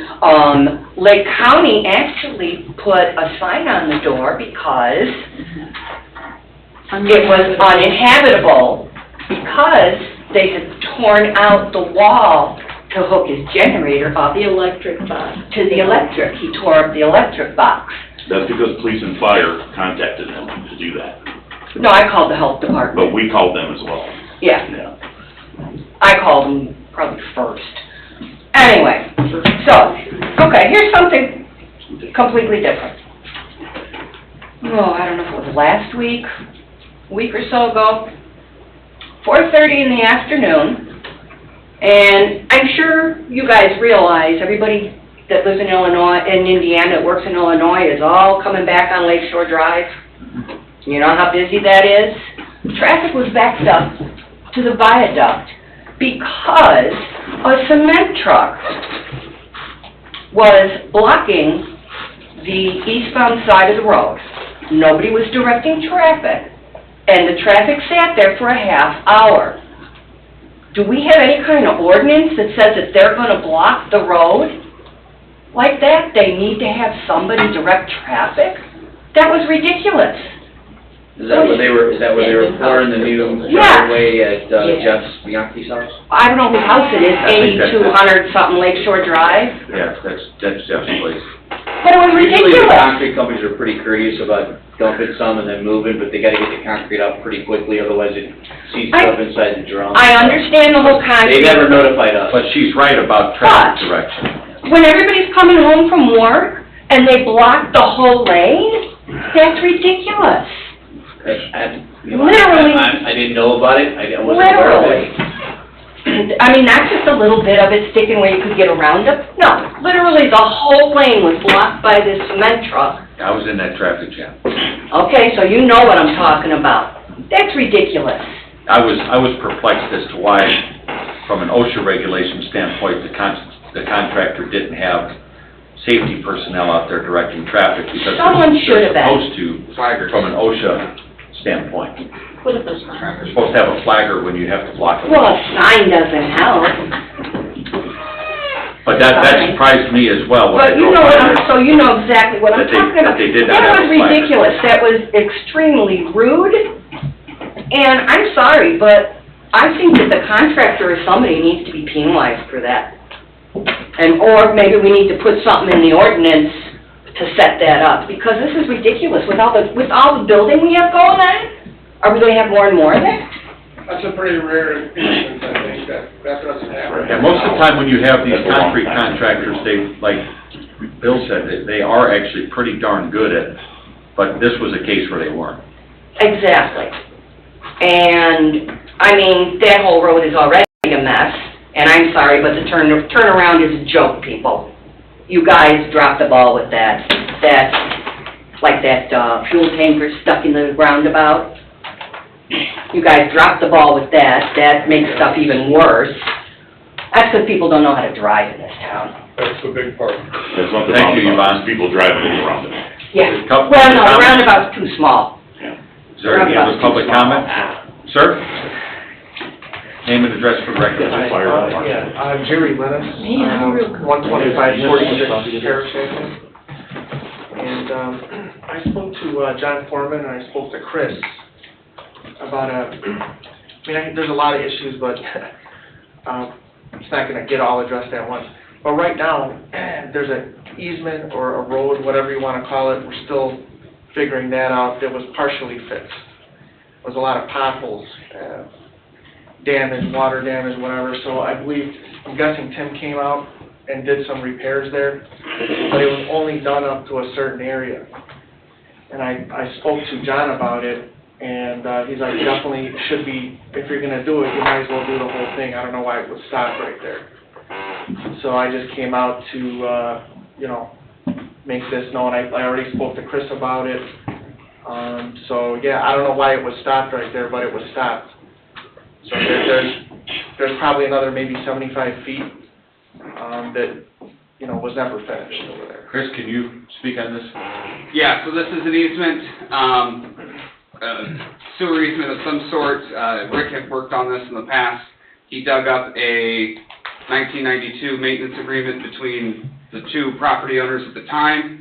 Part was called Parcel A and Parcel B, which is your parcel and your neighbor's parcel, that outlines the maintenance of said drive. Is it an easement or a road? It's not a road. It's not a road, it's an easement. Okay, let's make sure that's clear for the record. An easement, okay, it's different than a It's road. a very hard to describe piece of area, but we did fix the frontage part of it so far back because it's not a public road right away. We just put some millings in it and graded it so people can get in and out. This is the same property where the lift station issues are in the back, east one of the houses back there. with the- So why were the millings put in? Was it for us to access our, Just to let just for the residents to access that property. There was holes probably a foot deep in there. but is that a private drive? I think the correct question, the question that should be asked, is it a public road? And the answer is no. Therefore, I just like Lack Drive, which was brought up in the Planning Commission, which was discovered to be a private road. Those residents will be receiving a letter sometime this year outlining that the town will no longer maintain that in the winter, that they'll have to find some agreement amongst themselves in order to maintain it. I'm imagining that similar to Lack Drive, this particular roadway easement was just maintained out of a lack of knowledge because it does not say, there's not a sign that says private road, do not maintain. Is there a sign that has a road name on it? There is not, and then but also there is a manhole about 100 feet off of the road, a sewer manhole, so there's some sort of easement, right-of-way, But an easement's not a public road. Right. Well, my question is, if you already know it's not an easement, which we spoke before, Right. and you're not fixing, why would you fix half of it? I mean, Because you're not your gonna fix it. property starts at the point where it stopped. That's private. That's not true. That goes, we already went through this. There's, on the, I did a survey. I actually have the survey. I think I showed it to you, I showed it to Rick. The property there starts way before, or way after this road. So you would still be, it's not that, I'm not talking about the driveway between the two houses, I'm talking about the actual easement. So if you want to call it an easement, we call it an easement. But you did part of the easement, you didn't do the full easement. That's my question, I had the guys go there, I told them to get some patched up to the manhole because it's a limbo area. There's some complaints. Well, it's all an easement, right? There was some complaints from a few of the people there, and there was some big holes. I opted to use some millings there that we get from the road projects for $0 to make it easier for those people to get in and out of the houses. And I didn't see how far back they went, but I told them not to go past where it was on your guys' Well, private there's a fence there, you're already at this property a few times. I've been there several times, not as many as you, but quite a lot. Okay. Well, there's a sign right there that says no intrusion, this is in the back, and it goes, that easement goes all the way up to that sign. I spoke to it about Chris. The problem is too, is we went through this all with Rick, now Chris is here, before that was Jill. So it's just, the can's getting kicked down the road with this whole thing. So we're not gonna solve all this tonight, but my biggest thing is, why would you partially fix the easement? We're not gonna argue that right now, let's just go ahead and say it's an easement. But the garbage truck, the mail, all that stuff is being used, that whole easement is being used, and it's partially used. It's not fair to the resident in the back. I mean, you already had the equipment there, whatever you use is fine. It's a lot better, it's a big improvement, for sure. But why would you not go all the way to the end of the easement, from one end to the other end? Because the other end is just as bad. That's my question. And, you know, I mean, you got two other residents back there. I'll look at it again. I mean, I told them to get to the manhole part because when we look up what it is, it's limbo, so. Well, if that's there's an easement something as well. there- I have the survey, But an easement's different than a road. Yeah. That's true, but Completely the different. repair, that's exactly right. But these repairs were done to the easement. These millings were put on the easement, not a road. They were put on the easement. To the manhole. They were. To the manhole. But the easement extends past the manhole. No, it's where building continues. So, But with any other easements that we have, like to a lift station, we only improve up to the point where we need access. So we don't improve easements all the way, like if there's an easement to a lift station that goes past the lift station, we're not gonna improve past the lift station. We're only gonna improve up to the point where we need to access our infrastructure. That's it. that doesn't, I mean, that doesn't make sense to me, because we talked about this with the fire too. If there's an emergency, that's another issue with this whole easement thing, is that you need emergency vehicles down there too. And that's getting smaller and smaller. I've been here 4 years, and that's been an issue since day one. So that's another thing that's gonna have to eventually be addressed as well, is because this easement is very small, it's very rough terrain there, it's not maintained. So then you have the other issue of getting emergency, if there's a fire back there, it's gonna be a problem, you know, it's bad. Is it not my understanding this is private property, correct? Seems to be that way. Is that what, right? I don't have a survey in front of me. Private property, they own it? I think many, many years ago, those property owners all agreed to put a drive That's together. this here is, Yeah. there's So three therefore, We're the last house Bobby in the Anderson driveway. and Dick Henry. It's between him and his neighbors to pave it or do what they want with it. Yeah, it It's was, not on the it town. was Bobby Anderson and Dickie Hen that lived back there in those two big houses. And they always maintained that easement when they lived there. Yeah, 'Cause I like rough hanging around back there. yeah. Well, the Private problem- property. The problem is, as far as what I know, my neighbor is the owner of La Gaviota, okay? There's a restaurant over there. That's the neighbor, he owns it, he rents it. And he told me he wanted to pave that road at one point. He said, the owners, since now you're saying that we're supposed to, we can maintain it, other people didn't want that paved. So there's,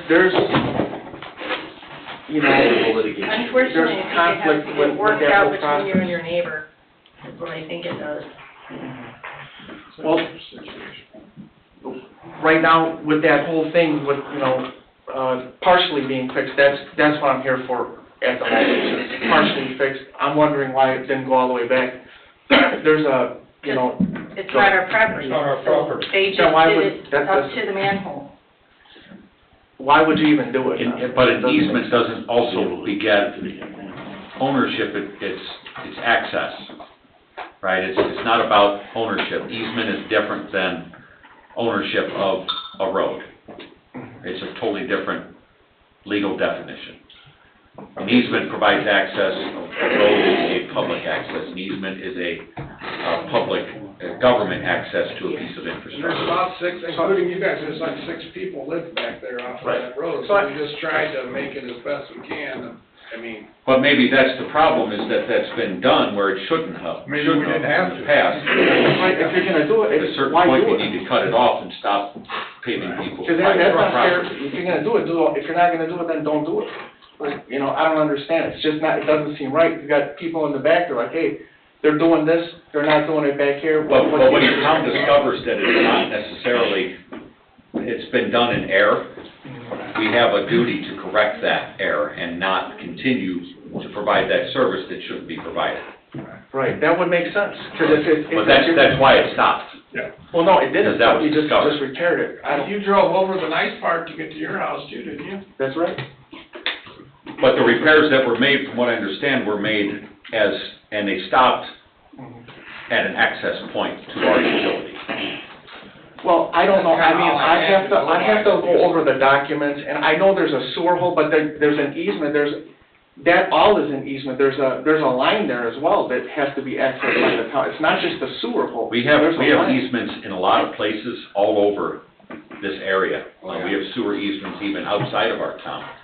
And the property owners, you know, we will purchase an easement for access, and if we have, let's say, a sewer main break, we're gonna access it through that easement, right? But they still use their property, but it's their property, we don't maintain it for them. Right. But before it was maintained, before that, just because there's a manhole cover, before that was a repair made, just before that. But there's also, continuing on, there's also a line that would be accessed by you all, you That know. would be a sewer tap, we don't access those. So I'll come out there tomorrow and make sure we can get, emergency vehicles in there. That's private though, the Make sewer sure. past that manhole is just private taps, that's not public infrastructure. Okay. So the manhole is the, Manhole's the end of the public infrastructure. yes, sir. Anything extending from the manhole to the residences are private taps. Right. So then from here on out, then it wouldn't make sense to just do that, right? I mean, to fix that easement, right? I mean, it doesn't Makes make sense sense. just to maintain the part that maintains our access. Right. That would be Which the what only we thing did, that we makes just sense. put, I mean, limited capacity that we need access. Yep. Okay. I mean, we put a load of millings there, and that's what we put there. We used it till we, you know, we filled the holes, and that was it. Okay. So. Well, that's it for today, because I mean, like I said, there's other issues, but we, you know, that's all I wanted Thank you, to sir. address. Thank you, I appreciate it. Appreciate it, thank you. Any other public comment? Sorry, I forgot one thing on my list. Okay. So, that fire we had, Memorial Day, is the second fire we've had up on the top of the hill in less than 2 years? Okay. I have a question because over 30 years ago, in the town council, at that point, infinite wisdom, they got rid of easements that would have been an emergency way out for people on the top of the hill. The houses are on top of each other, and I'm just curious, because the town created that problem by vacating easements and letting them put a fence in. What do we do when twice now, our only way out has been blocked by vehicles? That's our only way out of there, unless we walk down the stairway to the lake. And then what? And then go where? We'll pick you up. Carrying our dogs and our cats and whatever? I mean, come on. And quite honestly, What I vehicles thought was it there... blocked by? What? What, fire trucks? Police cars. Yeah, there's only It's one a way. single lane road, there's nothing we can do. It's been that We way. got one way out, from the forever. top of the hill, 135th place, that's it. We're stuck in there. So if we have some kind of fire or explosion that spreads, we're screwed. So years ago, those right-of-ways were vacated? Bob Brannon, does that name mean anything to any of you people? He was involved with the town council, and it benefited him. And so, everybody went along with the plan, and there's no second way out of there. And I'm sorry, but I'm getting old, I'm gonna be 65 years old. I don't know where you could get a second way out of there. I think the town might need to buy some property. What to get enough easement land. did they give up? Was that hill's been there forever? What easement did Bob Brannon give up? When did you move, when did The you one move there? next to her house, When did you move up there? way there. They vacated the easement on the other side. Going down the hill to the lake? No, No, she's talking that about. other Fred subdivision next to us. Property in the next subdivision goes through. Your father came over there years ago and said that it wasn't accessible, Right. and. Would have been enough room for cars to get out, Yeah. for cars and pickup trucks to get out if there was an emergency. Somebody would have to take down. Otherwise, the we're fence. screwed. I don't know. I mean, I've already got 2 new hips and 2 new knees. I don't need to be walking down the unsafe stairway, which is an easement. Yeah. It's ridiculous. And quite honestly, if something major happens up there, this town's gonna have a hell of a lawsuit. Thank you. How long have you lived there? Any other public comments? Not quite 30 years. Any other public comment? Clerk call. Any easements there for you guys? I lived there for. Thank you. We have one on mine. There's never been an easement? No, Go ahead. On the other side, not your side, but the other side. I don't know about them. Hello? Yes, I'm sorry. Hi, can you hear me? yes. Hey Randy, it's Kevin Toth, 9725B West 129th Place. Hi, Kevin. How are you? Okay. Just a question, at the beginning you guys waived the no alcohol use at the clubhouse. My question was, are you gonna require a temporary alcohol permit from alcohol tobacco? No, that wasn't the plan, I don't believe. Well, what Kevin's talking about, and he's not wrong about this, like, I had an event down in Lowell for a political fundraiser, and, I had to buy a temporary alcohol license for that event, alcohol. That's a state law. So, that's something that the individual who's having the event would have to get from the state.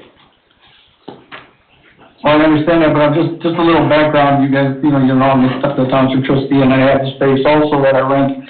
And I looked into this some months ago about allowing alcohol at our place, and I contacted the Alcohol and Tobacco Commission and I was told that for any alcohol that we would have on the grounds, we would have to have a daily permit. That whoever group is renting it from you would have to file for the permit and get it approved through them. Yeah. Okay, No, Kevin's not wrong about that. well, we can figure out how to do that. Yeah, when you have parties of a certain But size, I think it's a certain size though, like, that's why we're having an office for over 75 people. but he is right that they're supposed to be buying a temporary alcohol permit from the state of Indiana. Yes, yeah, you have to file it with the local, office, so that, or they file it with them so that it's all legal, basically, is the way you want to, but it's a $55 permit, I believe. $50. I did email and stuff to you, Randy. Yeah, I saw the email come in. I just don't want the town to be responsible for, because that was a big thing for our own office, was that, with my insurance company, and that he's like, you can't do that. You can't just not allow, say, we're gonna allow you to do it, or whatever. And even with the permit thing, there's still some legal issues, according to my lawyers, it's township. So I just wanted to make sure that the town was covered on this and they were doing what was proper. Yes, sir. Thank you. Thank you, Kevin. Any other public comment? Okay, this brings us to the end of our meeting. Our next town council public meeting will be Tuesday, June 21st at 7 p.m. That will be preceded by a utility board meeting at 6:30. This meeting is adjourned.